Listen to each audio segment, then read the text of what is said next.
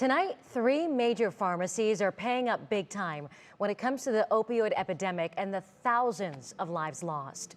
CVS, Walgreens, and Walmart all agreed to pay hundreds of millions of dollars to 2 Ohio counties in an opioid settlement. Lake County alone is getting more than $300 million.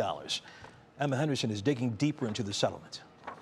Numbers are big. $306 million over the course of 15 years will be paid to Lake County in an opioid settlement. But experts say damage is still being done as a result of easy access to the highly addictive medications. Between 2012 and 2016, 61 million pills were distributed in Lake County alone. That's nearly 42,000 pills per day. It may start out very innocently.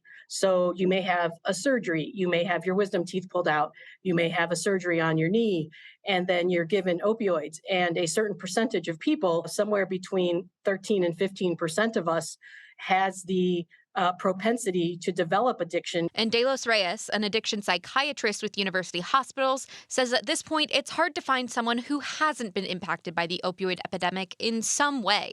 And that isolation from COVID has actually made things worse. More people have died in the last year of overdoses than ever before in our history.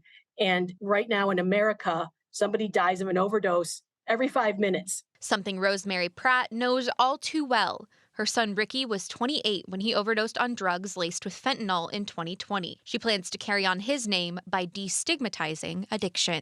People need to be made aware that this can happen to anybody, any family. Nobody's exempt from it. It's happening to mothers, fathers, brothers, sisters, sons, daughters. It is just affecting so many people, and the stigma, it needs to change. So while $306 million might sound like a lot, it does little for the families who have lost someone irreplaceable. The impact on our country and our communities is actually in the hundreds of billions.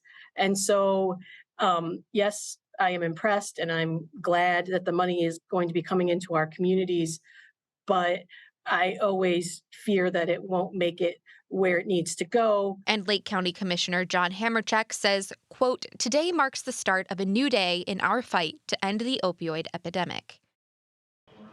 Walgreens and Walmart plan to appeal that judgment. And here locally, there are things you can do to help our community during this opioid crisis. De Los Reyes wishes every person would carry around a Narcan kit because you never know when you might encounter someone overdosing.